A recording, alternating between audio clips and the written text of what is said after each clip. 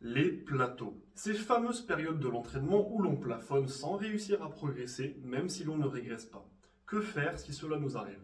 Et même avant de répondre à cette question, que je garde pour une prochaine vidéo, comment être sûr que l'on a bien atteint un plateau? C'est ce que nous allons voir ensemble aujourd'hui. Juste avant de commencer, si vous appréciez ces vidéos hebdomadaires, pensez aux likes, commentaires, enregistrements. Un partage en story ou sur vos réseaux sociaux aide énormément à la visibilité. Toute forme de soutien est grandement appréciée.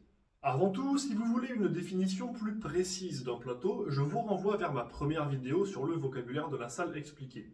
Ensuite, il est important de comprendre que les plateaux font partie intégrante de l'entraînement et qu'il est donc normal d'en rencontrer. Pour donner quelques exemples, une fois que vous avez commencé la musculation et que vous avez épuisé vos gains de débutant, comme on les appelle, votre progression va prendre un premier stop. Et c'est normal. De la même manière, après avoir réussi de très belles performances, il est normal d'avoir besoin de temps pour à nouveau les surpasser. Encore un plateau parfaitement normal et justifié. Retenez que la progression n'est jamais linéaire et que les phases de stagnation, voire de légère régression sont normales. Vous ne pouvez pas être tout le temps au meilleur de votre forme, et c'est d'autant plus vrai au fur et à mesure que le niveau de pratique augmente. Maintenant, si vos performances stagnent depuis déjà un certain temps et que vous pensez vraiment que ce n'est pas normal, il y a quelques premières réactions à adopter. Premièrement, si vous avez un coach ou un programmateur, parlez-lui-en, il pourra sûrement vous aider. Mais dans le cas où vous vous auto-programmez, la première question à vous poser sera: où en suis-je dans mon entraînement? Prenons l'exemple de la force athlétique. Vous faites 3 compétitions par an où vous souhaitez performer et vous vous organisez de la manière suivante: 2 semaines de récupération et de reprise de l'entraînement après une compétition, 3 blocs de développement de 1 mois chacun et 2 semaines de préparation à la prochaine compétition. C'est un schéma simplifié pour que vous puissiez visualiser. Selon où vous en serez dans votre planification, il est normal que vous stagniez.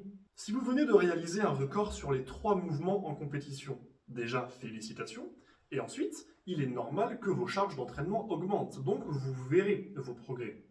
Mais si vous avez performé simplement en restant dans vos standards, alors vous reprendrez votre progression habituelle à l'entraînement et vous pourrez éventuellement avoir l'impression de stagner. De la même manière, si vous évaluez votre niveau durant les 2 semaines qui suivent une compétition, la fatigue et la reprise vont probablement vous placer à un niveau beaucoup plus bas que vos capacités réelles et c'est complètement normal.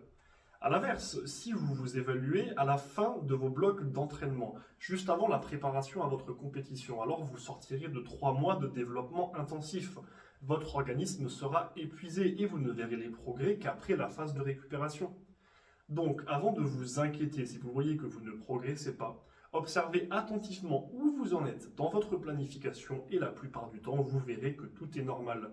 Ce n'est pas un plateau problématique ou inexplicable. Ensuite, pour garder notre exemple de force athlétique, si vous n'évaluez pas vos capacités à l'entraînement, mais seulement vos performances en compétition pour jauger de votre niveau, alors ne vous formalisez pas si vous ne brisez pas vos records à chaque échéance. La force est une capacité physique qui se développe sur le très long terme. Il est donc impensable de visiblement progresser tous les 4 mois pendant des années. Si vous avez fait un gros record personnel à une compétition, alors il est probable que votre prochain bloc de développement n'ait pas pour objectif de vous faire soulever encore plus lourd, mais de faire de cette nouvelle performance votre standard, afin de préparer des plus gros progrès sur le long terme. Soulever une barre une fois dans votre vie, sous certaines conditions, ne veut pas dire que cette barre vous est acquise à vie à n'importe quel moment. En revanche, si vous constatez plusieurs contre-performances en compétition, alors que vos entraînements semblent prometteurs, il va falloir vous pencher sur d'éventuelles raisons qui pourraient le justifier. Entraînement trop intense qui vous donne l'impression d'être très fort, mais qui vous envoie en compétition complètement épuisé. Phase de préparation à la compétition mal gérée. Entraînement efficace en lui-même, mais qui ne se retranscrit pas sur vos compétitions. Les raisons peuvent être nombreuses. En bref, si vous atteignez un plateau, ne paniquez pas. Continuez à vous entraîner dur et intelligemment pour être sûr que c'est bien un plateau et pas l'une des phases de calme inhérentes à l'entraînement. Puis, situez-vous dans votre planification, évaluez vos performances à l'entraînement et en compétition, et armé de ces informations, prenez une décision concernant l'évolution de votre programmation, en accord avec votre coach, si vous en avez un.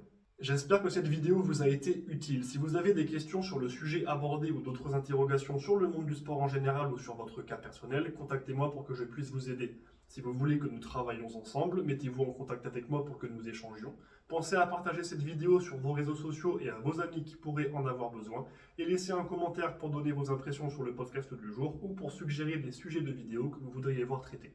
Sur ce, bon entraînement et n'oubliez pas, rendez-vous fiers.